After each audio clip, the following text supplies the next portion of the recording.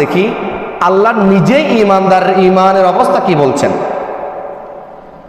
আল্লাহ রাব্বুল আলামিন আহকামুল হাকিমিন সূরা বাকারার মধ্যে ইরশাদ করেন, বিসমিল্লাহির রহমানির রহিম, ওয়াল্লাযীনা আমানু আশাদ্দু হুব্বাল লিল্লাহ।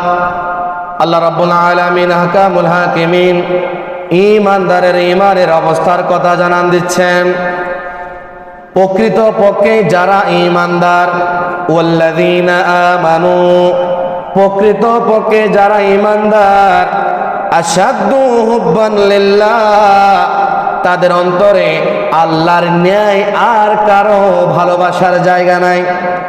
আল্লাহকে যেরকম ভালোবাসে বান্দা, আল্লাহকে যেরকম ভালোবাসে এরকম ভালোবাসা দুনিয়ার আর কারো জন্য অবশিষ্ট থাকে না। আল্লাহকে এরকম আল্লাহর ভালোবাসা হচ্ছে দুনিয়ার সব কিছুর উপরে। সুবহানাল্লাহ। তাহলে মুমিন, প্রকৃত মুমিন আল্লাহকে ভালোবাসে কিরকম?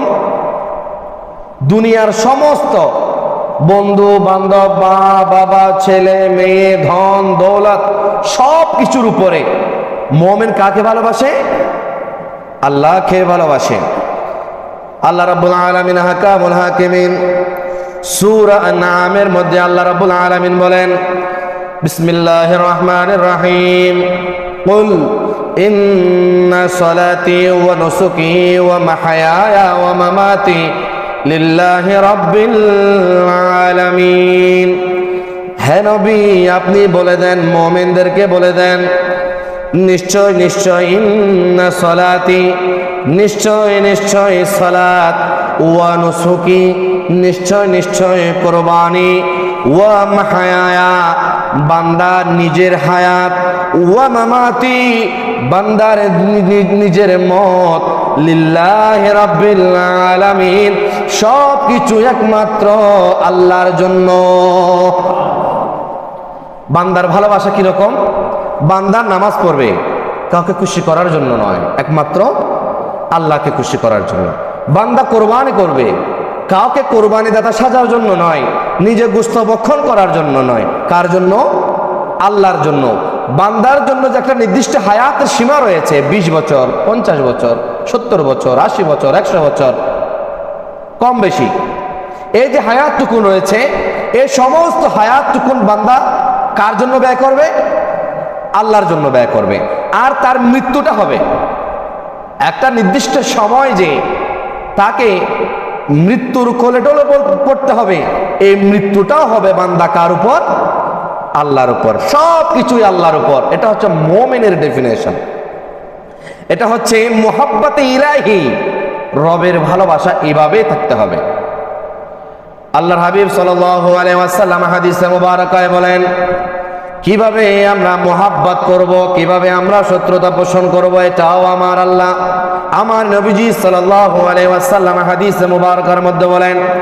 আবু দাউদ শরীফের মধ্যে হাদিসে মুবারাকা এসেছে, মান নাহাব্বা লিল্লাহি ওয়া বাগাদা লিল্লাহি ওয়া আতা লিল্লাহি ওয়া মানা লিল্লাহি ফাকাদ ইসতাকমালাল ঈমান।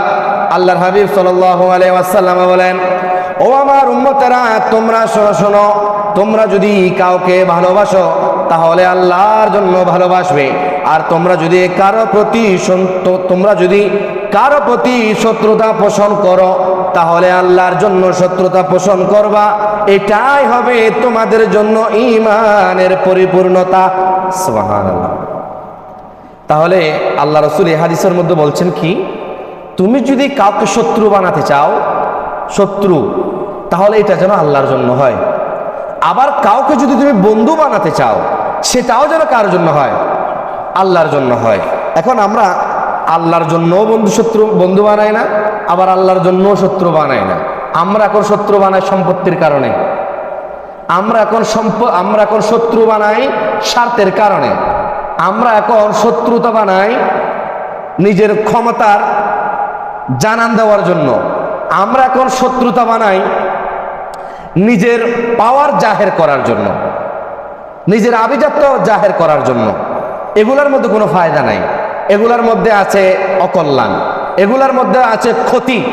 আর আমার নবীজি সাল্লাল্লাহু আলাইহি ওয়াসাল্লাম আমাদেরকে উদ্দেশ্য করে বলছেন, হে আমার উম্মতেরা, তোমরা কাউকে যদি বন্ধু বানাও, এটা আল্লাহর জন্য বন্ধু বানাও। আবার কারোর সাথে যদি শত্রুতা পোষণ করতে হয়, এটাও আল্লাহর জন্য করো। এটার মধ্যে রয়েছে তোমার ঈমানের পরিপূর্ণতা, ঈমানের পরিপূর্ণতা, ঈমানের পরিপূর্ণতা। আজকে বাতিলদের সাথে, আজকে যারা, আমি আমার আলোচনা সূচনার সময়ে যা বলেছি, এক শ্রেণীর মানুষ যারা কোরআনকে সামনে নিয়ে মিথ্যা কথা বলে, অপব্যাখ্যা করছে, হাদিসকে সামনে নিয়ে অপব্যাখ্যা করছে, দাড়ি জুব্বা টুপি পরে আমার রসুলের মিম্বার দখল করে যারা আজকে কোরআনের অপব্যাখ্যা করছে, আমাদের সাথে কি তাদের সাথে কি কোনো আলচালাচালি আছে? আমরা তাদেরকে ঘৃণা করি কেন? আমরা তাদেরকে দেখতে পারি না কেন?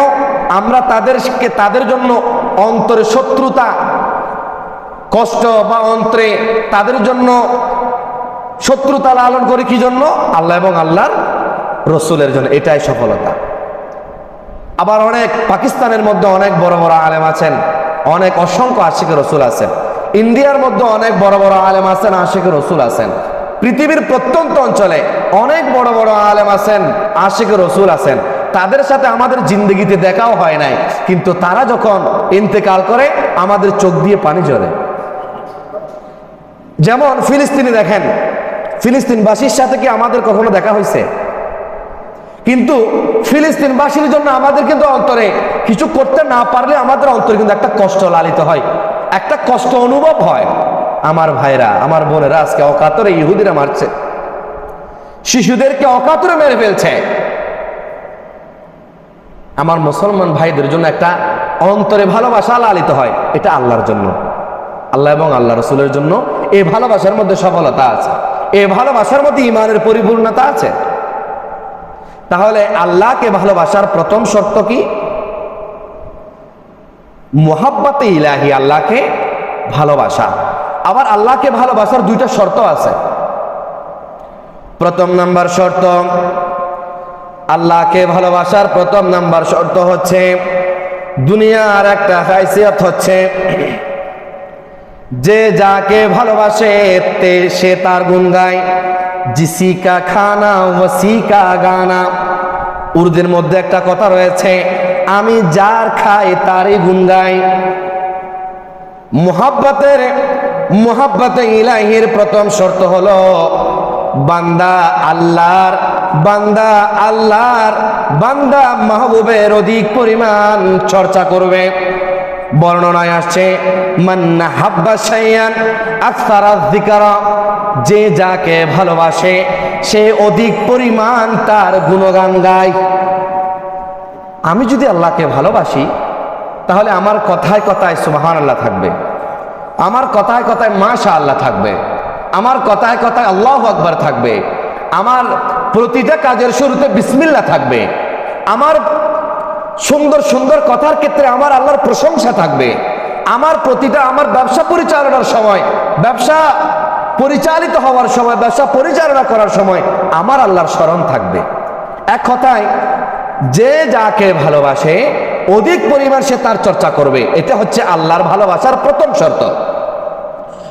দুই নাম্বার, আমার আল্লাহ বলেন কোরআনে পাকের মধ্যে, সূরা ফুরকানের মধ্যে আমার আল্লাহ বলেন, ভালোবাসায়, আমার আল্লাহর ভালোবাসায় যারা মশগুল থাকেন, আমার আল্লাহ বলেন, ওয়াল্লাযীনা ইয়াবিতুনা লিরাব্বিহিম সুজদান ওয়া কিয়ামা।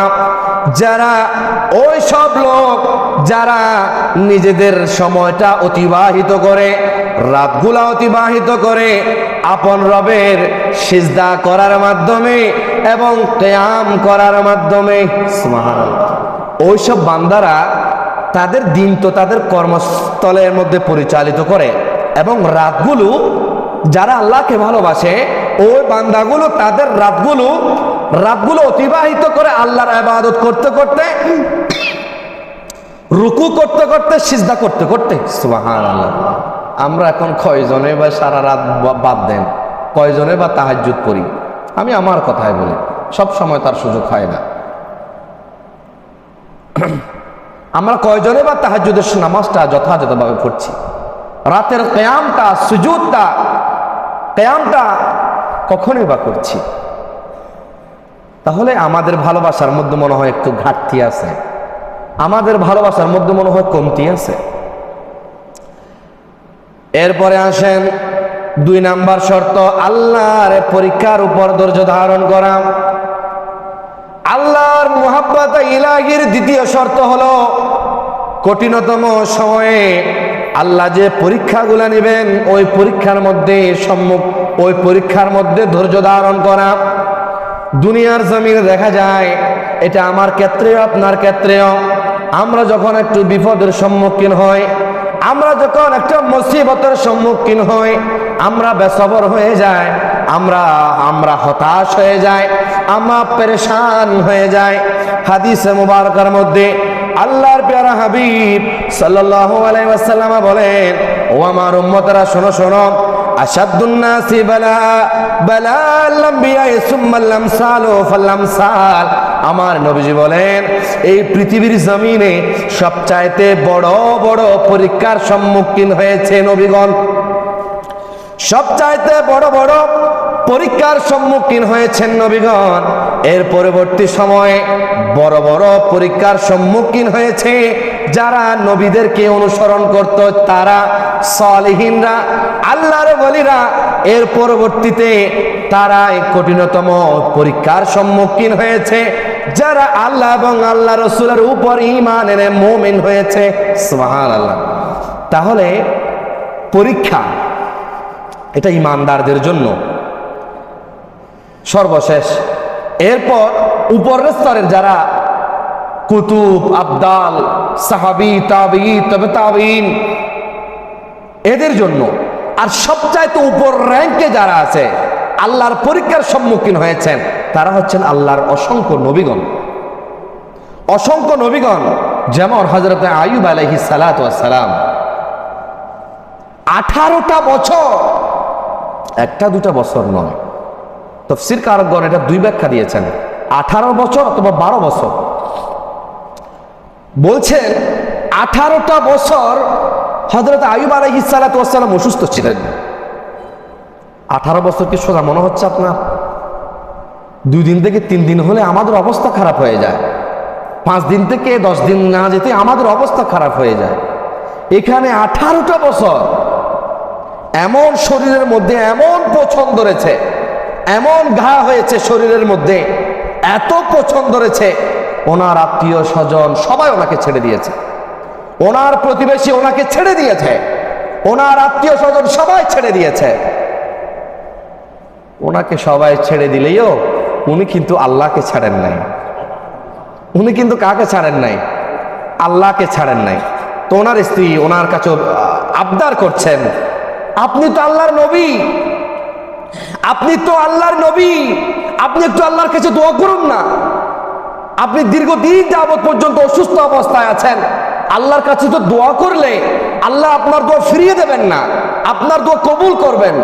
তখন হযরত আইয়ুব আলাইহিস সালাতু ওয়াস সালাম স্ত্রীর মুখে কথা শুনে স্ত্রীকে জবাব দিচ্ছেন, হে আমার মুহাব্বতের স্ত্রী, আমার এই অসুস্থতার কারণে আমার আত্মীয় স্বজন, ভাই ব্রাদার, আমার প্রতিবেশী আমাকে ছেড়ে দিয়েছে, শেষ পর্যন্ত তুমি আছো আমার পাশে, তুমি বলছো আমাকে আল্লাহর কাছে দোয়া করতে। এই আল্লাহ তো আমাকে আজ থেকে প্রথম থেকে 40 বছর দীর্ঘ সময় তো আমাকে সুস্থ রেখেছেন। এই অল্প সময় কয়েক বছর 12-18 বছর আমি অসুস্থ, আমার আল্লাহ চাচ্ছেন মনে হয় আমি অসুস্থতাটা কি, আমি কেন দোয়া করব? স্ত্রীর পীড়াপিড়িতে, স্ত্রীর জোরাজুরিতে উনি আল্লাহর কাছে দোয়া করলেন। আমার আল্লাহ এই দোয়াটাও কোরআনে পাকের মধ্যে যোগ করে দিয়েছেন। সূরা আম্বিয়ার মধ্যে আমার আল্লাহ বলেন, ওয়া আইয়ুবা ইয নাদা রাব্বাহু আন্নী মাসসানি ইয়াদুররু ওয়া আনতা আরহামার রাহিমিন। যখন ইয়া রাসূলুল্লাহ আপনি হযরতে আইয়ুব আলাইহিস সালাতু ওয়াস সালামের অবস্থানকে স্মরণ করুন, সে যখন আপন রবকে ডাকলো, ইয়া রাব্বে করিম, আমাকে দুঃখ কষ্ট স্পর্শ করেছে, আপনি আমার উপর একটু দয়া করুন, আপনি আমার উপর একটু মেহেরবানি করুন। হযরতে আইয়ুব আলাইহিস সালাতু ওয়াস সালাম যখন আল্লাহর কাছে দোয়া করলেন, আমার আল্লাহ হযরতে আইয়ুব আলাইহিস সালাতু ওয়াস সালামকে কিছু মুহূর্তের মধ্যে সুস্থতা দান করলেন। তাহলে আমার আল্লাহ, বান্দা যখন আল্লাহর সাথে থাকে, এই বান্দার সাথে যদি কেউ না থাকে, তার জন্য সফলতা আছে না নাই? তো সুতরাং হতাশ হওয়া মুসিবত আসবে, ধৈর্য ধারণ করতে হবে। কত বড় বড় মুসিবত আসবে, ধৈর্য ধারণ করতে হবে, হতাশ হওয়া যাবে না। সম্মানিত হাজরিন, আল্লাহ রাব্বুল আলামিন হাকামুল হাকিমিন আল্লাহর ভালোবাসা আমাদের অন্তরে যথাযথভাবে রাখার তৌফিক দান করুন।